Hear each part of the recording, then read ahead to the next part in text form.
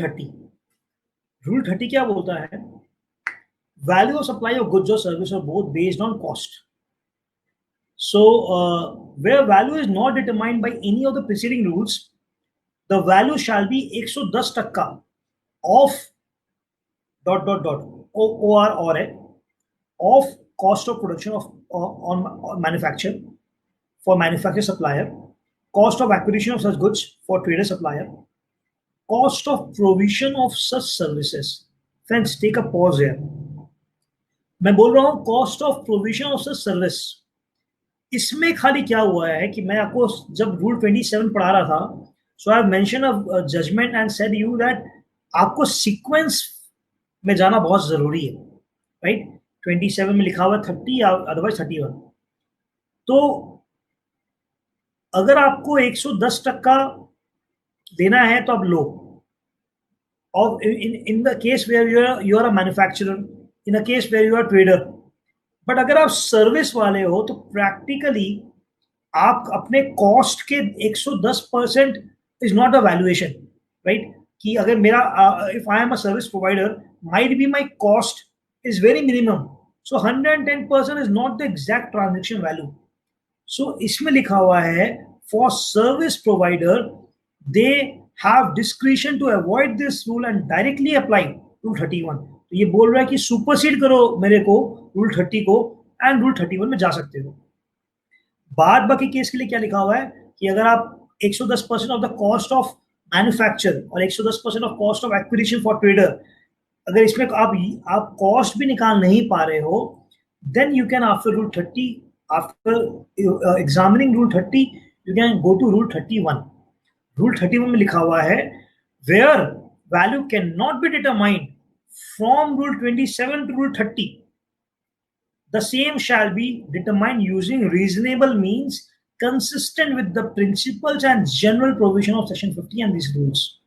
तो जो भी आपका कंसिस्टेंसी मेंटेन होता है bye general principles and general rules में, उसके अकॉर्डिंग आप you can put the valuation. Same point for the service.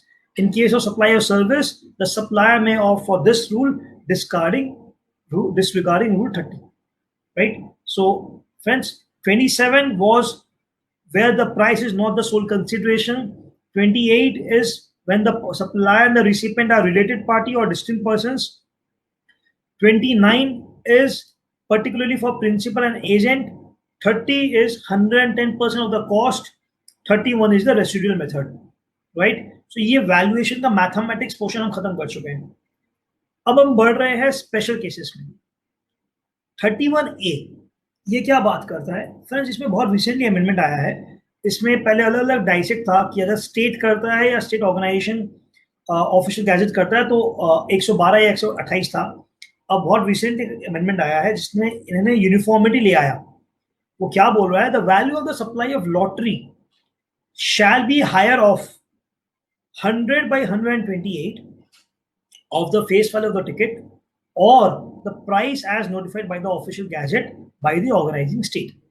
So अगर टिकट में लिखा हुआ है 100 रुपया, so that is inclusive of GST. So 100 by 128 of 100 रुपया जो भी वैल्यू आएगा वो ट्रांजेक्शन वैल्यू माना जाएगा, या फिर price as notified by the official gazette by the organizing state, उस प्राइस को कंपेयर करेंगे, जो भी हायर होगा that will be the transaction value. ये हो गया लॉटरी टिकट्स में.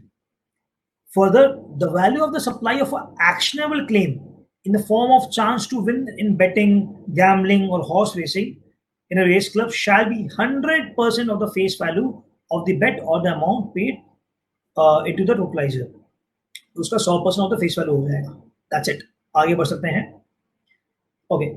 So rule 32 talks about 5 to 6 cases जिसके बारे में वो स्पेसिफिकली बताता है वैल्यूएशन क्या होगा.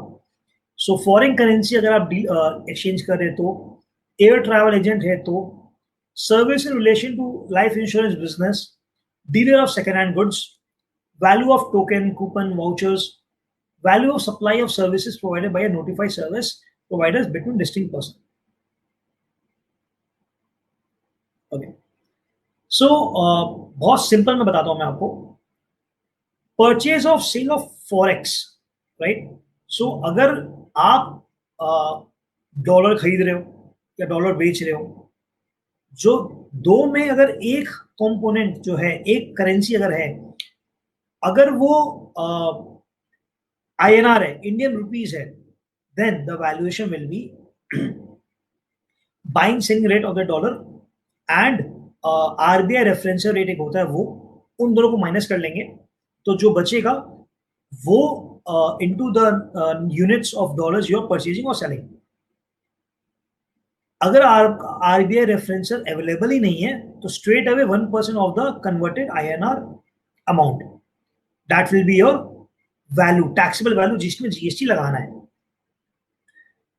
अगर आप डॉलर दे के पाउंड्स ले रहे हो, लेट्स से, सो दोनों करेंसी इंडियन करेंसी नहीं है, सो इसमें बोला गया 1% of the lesser of the two amounts receive by converting any of the two currencies. तो मतलब मैं डॉलर्स को भी कन्वर्ट कर लूंगा RBI रेफरेंस रेट के अकॉर्डिंग इंडियन रुपीज में, पाउंड्स को भी कन्वर्ट कर लूंगा इंडियन रुपीज में, इन दो का 1% निकालूंगा, जो जो सबसे लोएस्ट होगा मैं उसको कंसिडर करूंगा as a taxable value on that day, the reference rate जो है by provided by the RBI।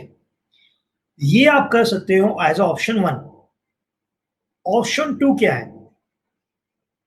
Option 2 में खाली कंडीशन है कि अगर आप ये ऑप्शन 2 फॉलो करते हो in a year, in a financial year, तो उस पूरे फाइनेंशियल ईयर तक आप ऑप्शन 1 में शिफ्ट नहीं हो सकते, you have to stick to option 2। So option 2 में क्या लिखा हुआ है? अगर amount of currency exchange is up to 1 lakh, then 1% of the gross amount of the currency और 250 विच एवर इज हायर। तो मिनिमम 250 तो चाहिए चाहिए।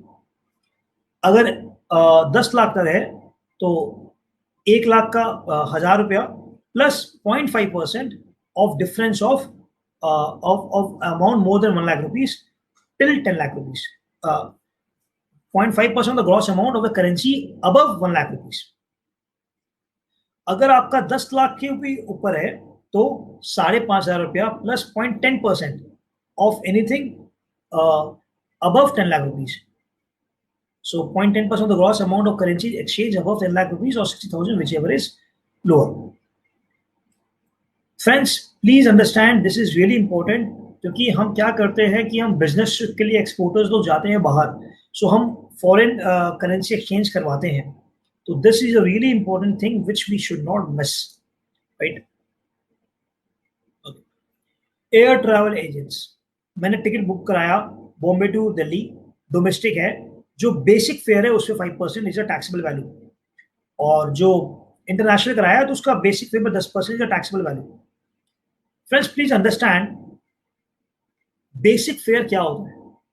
Basic fare means the part of the air fare on which commission is paid to the air travel agent by the airline. तो let's say for example Air India मुझे commission देती है, तो एक एयर टिकट में आप देखो, let's say 5,000 रुपया बेसिक फेयर है, प्लस उसके टैक्सेस है 3,000 रुपए, 8,000 रुपए, प्लस एजेंट का चार्जेस है, प्लस टैक्सेस है उसके अलग। सो इस पूरे अमाउंट पे मेरे को निकालना पड़ेगा कि बेसिक फेयर क्या है, उस पर मुझे 5% या 10% कैलकुलेट करना है, राइट? लाइफ इंश्योरेंस बिजनेस, इसको अपने दो भाग में डिवाइड करते हैं। अगर पहले आप पढ़े मेरे साथ last point, not apply where the premium paid by the policy holder is only towards the risk cover in the life insurance. So अगर being a life insurance agent, जो मैं प्रीमियम ले रहा हूं वो सिर्फ और सिर्फ रिस्क कवरेज कंपोनेंट में जा रहा है, तो ये वाला रूल इंप्लीमेंट ही नहीं होगा। It will be straight away 15 subsection 1, पूरा का पूरा प्रीमियम में GST लगेगा, पूरा का पूरा प्रीमियम में GST लगेगा। अब आते हैं ए में, gross premium charge from a policy holder minus amount allocated for investment और savings on behalf of the policy holder if such policy amount is intimated to the policy holder. इसका मतलब मैं premium, gross premium ले रहा हूं आपसे, बोल के कि सर 20,000 रुपये आपका इंश्योरेंस प्रीमियम है। अब उसमें मैं आपको इंटीमेट कर रहा हूं कि देखिए सर, ये जो 20,000 रुपया है, इसका जो पोर्शन है, इतना portion this will be on account of investment और सेविंग्स, राइट। तो मैं आपको अगर आपको इंटीमेट कर रहा हूं तो जो मैं प्रीमियम चार्ज कर रहा हूं minus amount allocated for the investment वो हट जाएगा, बाद बाकी रिमेनिंग अमाउंट पे जीएसटी चार्ज होगा। सेकेंड पॉइंट, अगर सिंगल प्रीमियम चार्ज कर रहा हूं, एक बार में प्रीमियम दे दिया, 10% of the single premium charge उस that will form part of the taxable value, उस पे जीएसटी लग जाएगा। In other cases 25% of the premium charge in the first year and 12.5% of the premium charge every year, उस पे GST लगता रहेगा, right. This is only in the case of life insurance. 32 subsection 5, second hand goods, very not confusing but very important.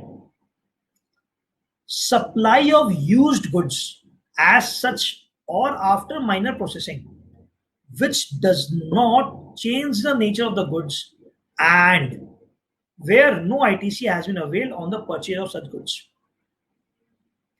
The value of supply shall be the difference between the selling and the purchase price, and where the value of such supply is negative, no GST. It shall be ignored. It shall be completely ignored, right? Friends, इसमें एक चीज और देखते हैं कि mandatory मैंने credit नहीं लिया हो और I am a dealer in second hand goods, right. Otherwise ये रूल एप्लीकेबल नहीं होगा आपको। अगर आपने क्रेडिट लिया हो तो you have to go to 15 subsection 1 all together. 32 subsection 6, 32 subsection 6 में क्या लिखा हुआ है कि टोकन, कूपन, वाउचर और stamp, the value of a token और अ वाउचर और अ कूपन और अ stamp which is redeemable against the supply shall be equal to the monetary value of the goods or service, or both redeemable after such token, voucher, coupon or stamp. Okay, 32(7) में notified अगर होता है government से, for taxable services provided by such class of service providers which will be notified by the government between the distinct person, that will be nil. तो government will notify, तो notify नहीं है। Okay, a very small illustration.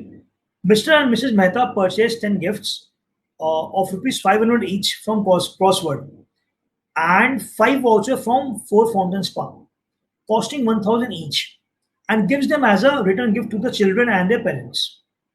The vouchers from the Four Fountains Spa had a special offer for couples, service for both person at the price chargeable to one. So मैं coupon खरीदा 1000 रुपया करके 5 तो, but उस coupon में लिखा हुआ है कि एक आदमी आएगा और दो आदमी सर्विस ले पाएंगे। So the value of the supply would be monetary value, that is for the coupon of the Crossword 500 into 10, 5000 rupees, plus for the coupon of the Four Fountains Spa it will be 1000 into 5 into 2, that is 10,000. तो यहां पर 10,000 रुपया लग जाए पे GST लगना चाहिए। Now we come to the last important topic of today's session, that is definition of pure agent, right? Friends, we will discuss each and every point very elaborately, right? हमने उस दिन देख लिया था कि प्योर एजेंट का impact क्या हो सकता है वैल्यूएशन में, but now we will discuss it here, right? So agency supplies are different from the pure agent. मैं आपको माल दे रहा हूं और आप आगे एज ए एजेंट माल दे रहे हो, that is different, and being a pure agent is all together different. there is a payment made to third party by a payer. So friends, payer is pure agent. You in the entire discussion, आप हो pure agent, आप हो payer, right? So third party is the person जिससे आप deal कर रहे हो। Beneficiary मैं हूं, principal, right? Beneficiary pure agent, third party is the person जिससे आप डील कर रहे हो। So there is a payment made to the third party by a payer. आपने पेमेंट किया थर्ड पार्टी को। Payer is a supplier of goods or service or both to a beneficiary. आप मेरे को सर्विस दे रहे हो। Underlying obligation to pay third party is of the beneficiary. Ultimate liability जो है ऑब्लिगेशन है उसको सप्लाई करने की, वो मेरी है. Payment by the payer is to discharge beneficiary's obligation to third party. अगर आप कुछ पेमेंट करते हैं उसको, तो आप मेरी ऑब्लिगेशन को पे ऑफ कर रहे हो. Third party enjoys recourse to beneficiary in case of non payment by the payer. अगर कोई भी कारण से आप पेमेंट नहीं करते हो, वो थर्ड पार्टी मेरे पास आएगा, मेरे को बोलेगा कि Abhishek your payment is due. For example, as we discuss, income tax liability of a client is paid by a CA. So मैं क्लाइंट हूं, आप चार्टर्ड अकाउंटेंट हो, मैंने आपको बोला बॉस मेरा इनकम टैक्स का पेमेंट कर दो. आपने इनकम टैक्स का चलान का पेमेंट कर दिया. यू शोड मी अ चलान. उस चलान में मेरा पैन नंबर लिखा हुआ है, मेरा नाम लिखा हुआ है, और जो अमाउंट लिखा हुआ है एग्जैक्टली आप वो अमाउंट में से चार्ज कर रहे हो. तो there is no markup, right? तो you are a CA and you are playing a role of a pure agent. Value of supply of services in case of pure agent. The expenditure or cost incurred by a pure agent shall be excluded from the value of supply in all the following conditions, if all the following conditions are satisfied. All the conditions, not all. The supplier act as a pure agent of the recipient of the supply, receive supply in his capacity as pure agent of the recipient of the supply. The recipient of the supply is liable to make the payment to the third party. मैं recipient हूं, आप supply कर रहे हो pure agent service, मैं आपका service का recipient हूं. तो recipient of the supply is liable to make the payment to the third party. The recipient of the supply, very important, authorizes the recipient of the supply authorizes the supplier, the pure agent, to make payment on his behalf.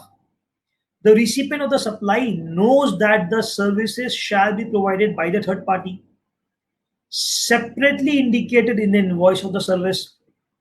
The supplier, pure agent, recovers only such amount as has been paid to the third party, and services as pure agent are in addition to the supply he provides on his own account. तो clear है sir? Sir आप pure agent हो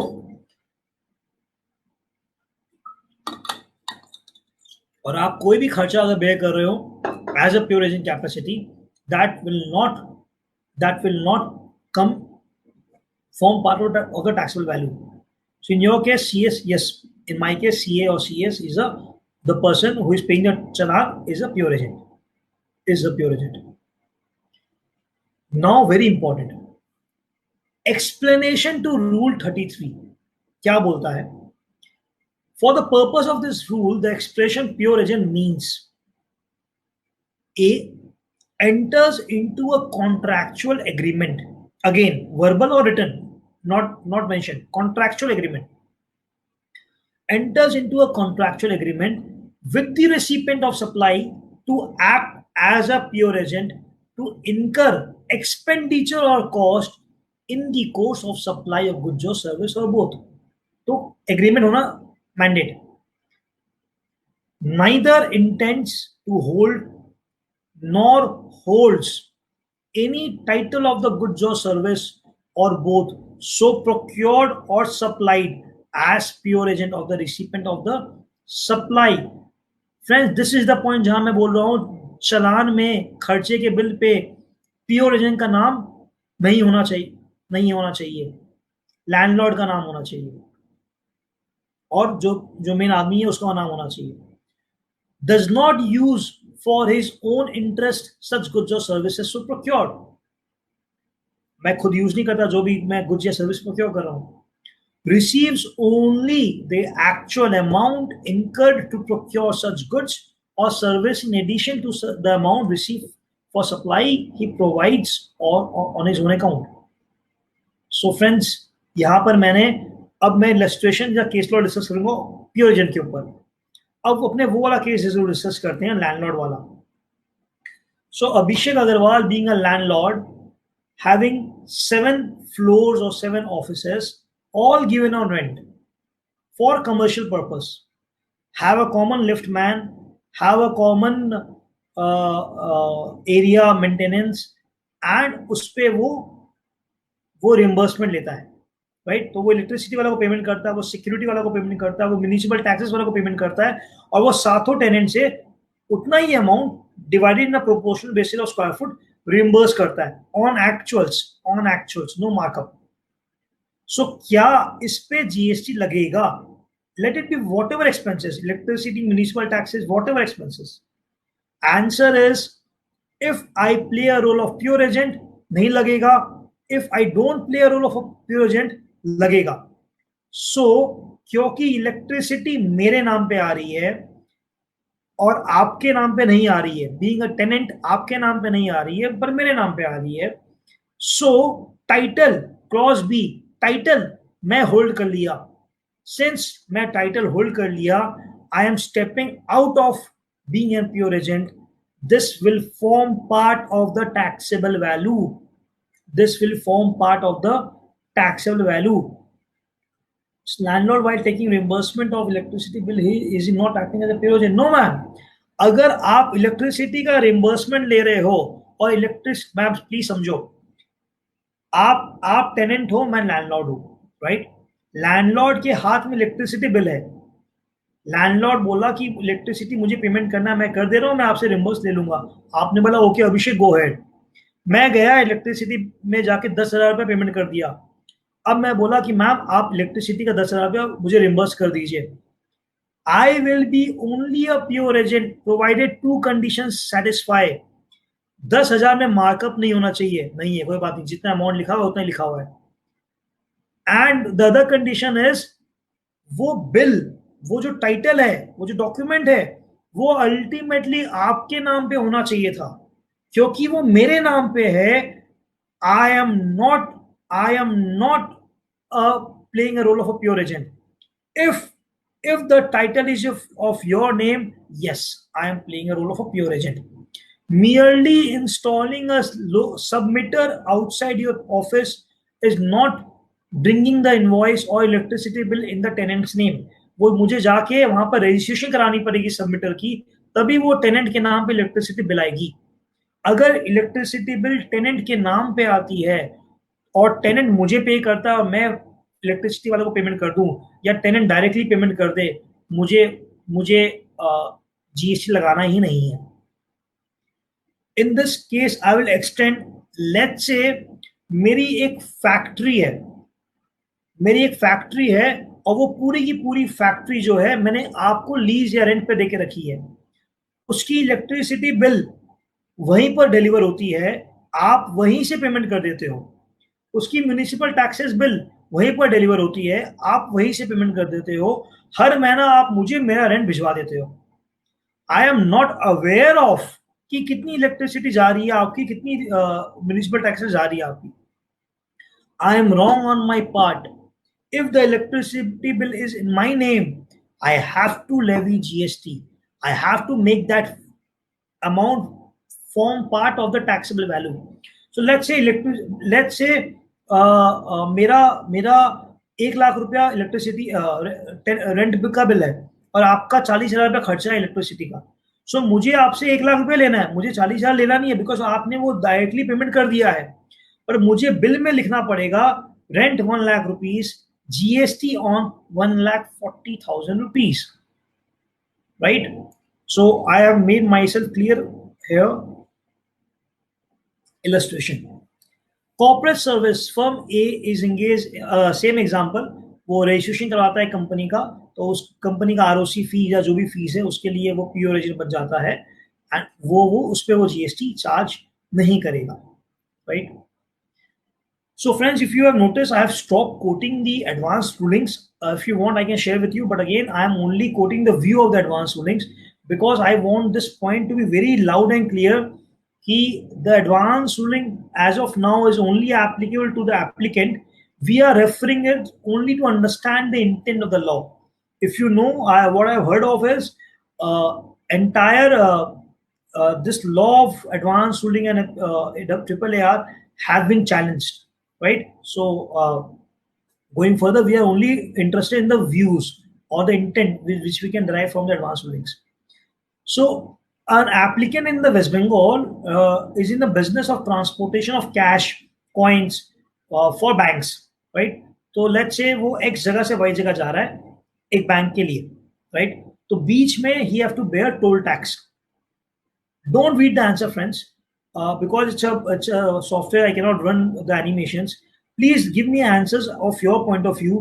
कि जो toll tax वो bear कर रहा है, क्या क्या उस पे भी मतलब that will reimbursement of this toll tax will form part of the taxable value? क्या वो रिम्बर्समेंट ऑफ टोल टैक्स में जीएसटी चार्ज करेगा? Whether this client will charge GST on toll tax from bank, जब वो reimbursement लेगा तो क्या उस पर वो टोल टैक्स चार्ज करेगा, जीएसटी चार्ज करेगा?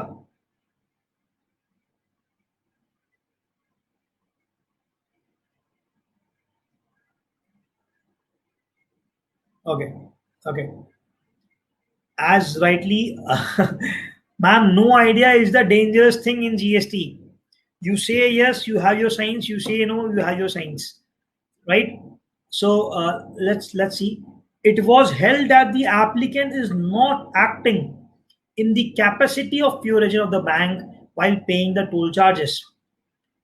Such charges are merely a cost incurred so that his vehicles can access roads to provide security service to the recipient. Therefore, the toll charges paid are not to be excluded from the value of supply under Rule 33. GST shall therefore be payable at the applicable rate on the entire value of the supply, including the toll charges paid. Friends, understand, जब toll charge जब जब वो toll tax वाला वो पास कर रहा था, तब वो जो टोल टैक्स का बिल आया वो मेरे नाम पे आया होगा. मेरा वो खर्चा है क्योंकि मैं आपको सर्विस प्रोवाइड कर रहा हूं. तो आज के दिन में मैं आपसे एक्चुअल्स में रिम्बर्समेंट लूंगा. सर, आपका कॉन्ट्रैक्चुअल एग्रीमेंट हो या नहीं हो हार्डली मैटर्स, क्योंकि वो टोल टैक्स मेरे गाड़ी में आएगा. Number one. Number two, 15 subsection 2, any incidental expenses, not 15 2 का क्लॉज बी, क्लॉज सी में आ जाइए. ये सप्लाई का खर्चा नहीं था जो रिसिपेंट पे कर रहा है, ये सप्लाई का खर्चा सप्लायर पे कर रहा है. That is incidental expenses. So this should mandatorily form part of the taxable value. So it have to be it have to be form part of the taxable value and उस पे GST लगेगा. उस पर GST लगेगा. So it is not playing a role of a pure agent. आगे बढ़ते हैं. Section 34 ये क्या बात करता है? सॉरी, रूल 34 ये क्या बात करता है? Rate of exchange of currency other than INR for determination of value. या the conclusion is that GST लगेगा ma'am. Okay, the conclusion is GST will be levied on the toll tax reimbursement. It will form part of the taxable value. The person is not playing a role of a pure agent since the toll tax challan is in the name of the person itself. I guess I am clear.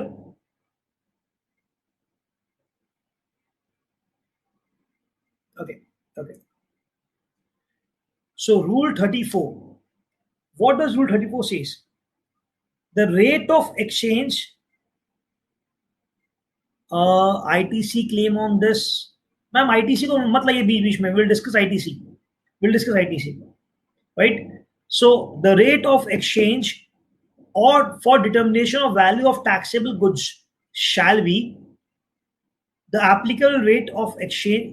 Sir इसमें कुछ नहीं, इसमें लिखा हुआ है कि अगर आप करेंसी, वो मैं बताया था जो डील करते हैं करेंसी में, ये बता रहा हूं कि अगर आप गुड्स या सर्विस को करते हैं, the applicable rate will be for the goods as notified by the board, and for the service will be determined as per generally accepted accounting principles. For the case of service, there was a different thing which got amended last year, and it is very simple कि जो generally accepted accounting principles होंगे उसके according आप convert कर सकते हैं. That's it. A very normal thing. Rule 35 is कि inclusive rate क्या होगा. लेट्स से मैं बोलता हूं कि 100 रुपए एमआरपी है, 100 रुपया में आपने माल बेचा, so GST will be applicable on what? 18% GST का रेट है, उस एसएसएन कोड का 18% रेट है. So GST will be applicable on 100 rupees divided by 118. So वो मेरा आ जाएगा. तो value of the taxes into the tax rate in percentage of IGST, or the case may be CGST, SGST, divided by 100 and the tax rate. So inclusive rate, mathematics, value of supply inclusive of IGST, CGST, SGST, उसकी valuation होगी rule 35 के according. Just a mathematics. Okay. So friends, view of Karnataka advance ruling, समझते हैं क्या हुआ और उसकी consequences क्या हुई. Whether amortized cost of tool to be added to arrive at the value of goods supplied for the purpose of GST under 15 of the Act, read Rule 27. Sir, Rule 27 क्या था पहले बताएं. Rule 27 was for a case when the price is not the sole consideration. So इसका facts क्या है कि मैं principal manufacturer हूं, आप जॉब वर्कर हैं, मैंने आपको कैपिटल गुड्स भेजा. सो अब क्वेश्चन ये है कि जो कैपिटल गुड्स का अमोर्टाइज्ड कॉस्ट है, क्या will that also form part of the value of the service which you are providing to me. I am clear कि जॉब वर्कर जो कैपिटल गुड्स यूज कर रहा है प्रिंसिपल का, तो उस कैपिटल गुड्स का जो अमोर्टाइज्ड वैल्यू है, क्या वो भी फॉर्म पार्ट करेगा या नहीं करेगा. सो कर्नाटका का एडवांस रूलिंग में उन्होंने बोला कि the amortised cost of tools which are resupplied back to the applicant free of cost shall be added to the value of the components while calculating the value of the components supplied as per the section 15. So job worker को add करना पड़ेगा. ये ruling था Karnataka advance ruling का, जिसको AAAR ने squash of करवाया and बोला कि that the cost of the tools by the original OEM customer on a free of cost basis will not be required to be added. उन्हें clarify किया कि जो amortized cost होगा capital goods का, that will not be forming part of the value of the taxable value. They have referred circular number 47 by 21 by 2018 issued on 8 June 2018. बहुत clear है ma'am कि इसमें this cannot be form part of the taxable value at least, right? मैं अपना machine आपको भेज रहा हूँ, कैपिटल गुड्स भेज रहा हूँ मेरी प्रोसेस के लिए, राइट? तो this is not a supply all together. तो इसका अमोर्टाइज कॉस्ट आपके सर्विस का टैक्सेबल वैल्यू का फॉर्म पार्ट नहीं कर सकता, right? Okay. Advance ruling pass by Chhattisgarh. So, do we need to charge GST on freight amount excluding diesel cost or on total amount which is inclusive of diesel cost? इसमें क्या था? इसमें मैंने आपको बोला कि आप मुझे अपने ट्रक्स दे दो, मैं डीजल खुद भरवा लूंगा, राइट? सो आप जो मुझे चार्ज कर रहे हो एज अ हायर चार्जेस, उस पर क्या जो डीजल का जो खर्चा है, क्या उस पर भी GST चार्ज करोगे? तो let's see. Applicant are required to charge GST upon Sri Raipur Cement on the total amount, including the cost of diesel also. That is on the total freight amount, inclusive of the cost of diesel, so provided by the service recipient. मैंने extract copy किया है नीचे.